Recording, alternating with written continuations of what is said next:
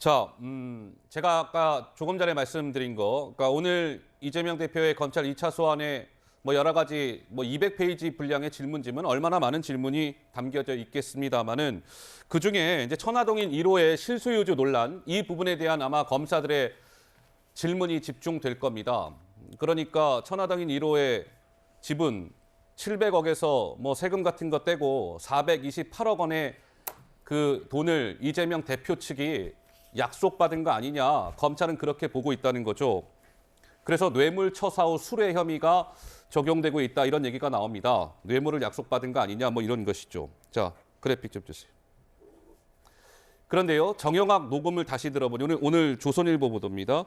정영학 씨가 제출한 그 녹취록에는 이런 대화가 있었다는 거죠. 좌측 파란색 박스를 봐주셔야 됩니다.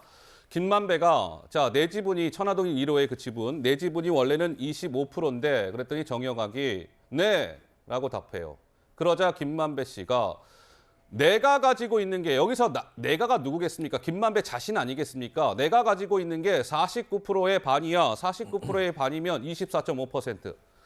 그런데 검찰이요. 실제로 정영학 씨가 녹음한 그 녹음 파일 있지 않습니까? 그거를 한번 검찰 소속 속기사가 그 음성 파일을 다시 들어봤다는 거예요. 그랬더니 대화 내용이 이렇더라 이겁니다. 김만배가 내 지분이 원래는 25%인데 여기까지 똑같아요. 그러자 정영학이 뭐 네, 예, 여기 같습니다.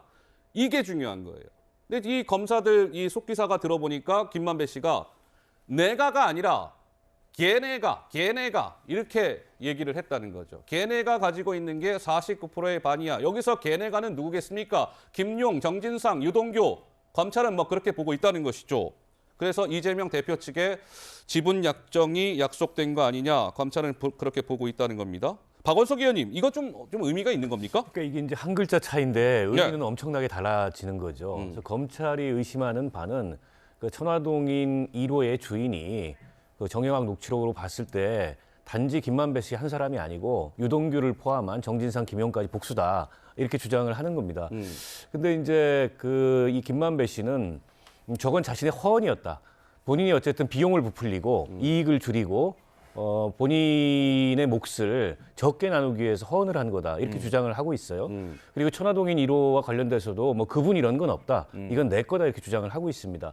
근데 최근에 다른 재판에서 곽상도 의원 재판에서 저 정영학 녹취록의 증거 능력을 일부만 인정한 거죠. 증거 능력 전체가 없다고 얘기하진 않았는데 예. 일부 주장에 대해서 결정적인 그 정영학 녹취록의 그 녹취 내용에 대해서 이건 전문 증거다. 이거 증거로 채택할 수 없다. 그리고 합리적 의심의 여지가 있다 여전히. 이래가지고 결정적으로 이 증거 능력을 인정을 안 했기 때문에 예. 물론 다른 재판입니다. 다른 사건이고. 그러나 그걸 감안했을 때 과연 이게 향후에 대장동 사건이 법원으로 갔을 때 과연 그 녹취록의 증거 능력을 얼마나 인정할지 때문에 저 녹취록에서 뭐 걔네가라는 표현이 나왔다고 해서 현재까지의 김만배 씨의 진술 태도를 비추어 봤을 때 이걸 이제 유동규, 뭐 정진상, 김영 더 나아가서 이재명 대표까지 천화동인 1호의 주인으로 엮을 수 있는 결정적인 물증이라고 볼 수 있느냐. 아직은 좀 부족하다 저는 그렇게 생각합니다. 네, 서 변호사. 지금 이제 그 곽상도 의원 재판에서요. 녹취록에 이제 증거 능력은 있고요. 다만 이제 증명력, 증거 능력하고 증명력은 다릅니다. 증명력과 관련해서 좀 이게 추상적인 진술이기 때문에 그것만 가지고는 유죄 어렵다. 이런 이제 판단이고요. 이번에 거는요. 중요한 게 그 정영학 회계사가 2021년 2월 22일자 녹음 파일을 4개를 내는데 예. 근데 그 중에 4개 부분에 걸쳐 18분이 빠져 있습니다. 아, 그래요? 저는 이게 고의라 봅니다. 자기한테 이게 불리한 거. 녹취 파일을 그대로 내는데 자기가 녹취하면서 그 18분이 분량이 녹취 파일에 4개가 빠져 있다는 거죠.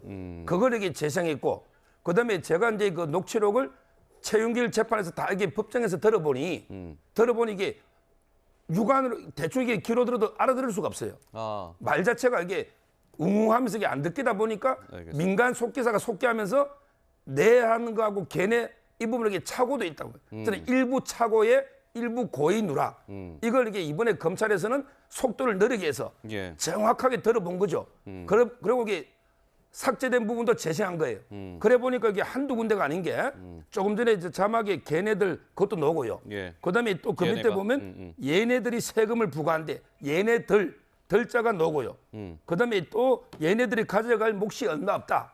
이러면서 이게 EXX 덜 전부 복수형이에요. 그러니까 428억 약정 대상을 복수로 표현했다. 이게 핵심이네요. 그게 그 한두 군데가 아니고 지금 제가 방금 이게 네 군데입니다. 다 재생해 보니 예. 이거는 이게 누가 봐도 천하당이 이루는 정지상까지 이재명 측까지 복수로 가는 예. 이 녹취록을 제시한 거예요. 알겠습니다.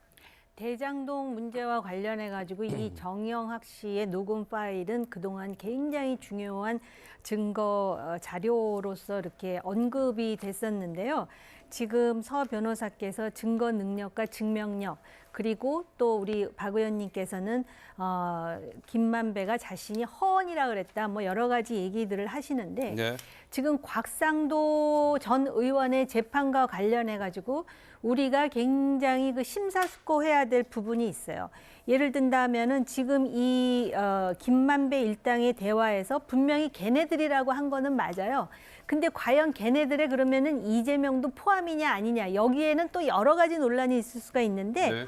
곽상도 전 의원 관련한 그 녹음 파일에 보면은 심지어는 그 50억 클럽의 이름이 명기되어 있을 뿐만 아니라 누구 아버지 돈 줘야 돼라는 취지로 곽상도 전 의원의 아들 이름까지 돼 있음에도 불구하고 어쨌든 뇌물이 아니다 그래갖고 무죄가 돼가지고 지금 굉장한 사회적인 논란이 되고 있지 않습니까? 예. 그렇기 때문에 요번에 이 이재명 의원의 재판과 관련해서 우리가 상당히 이런 부분에 신중해야 된다. 그리고 아까 김 의원님 말씀하셨듯이 이재명 의원의 지금 전략은 기소되기까지는 내가 묵비권 그러면서 검찰이 지금 어떤 자료를 갖고 있는지를 좀 탐색하고 싶어 할 거예요. 그래서 이제 재판에서 정말 그 전격적으로 맞짱을 뜨겠다라는 생각인 것 같은데 검사들이 정영학 녹음 파일뿐만이 아니라 뭔가 구체화할 수 있는 증거 자료, 즉 증명력이 있는 자료가 없다면은 그러한 우리가 생각하는 최악의 시나리오가 되풀이될 수도 있다라는 점을 경계하고 있습니다.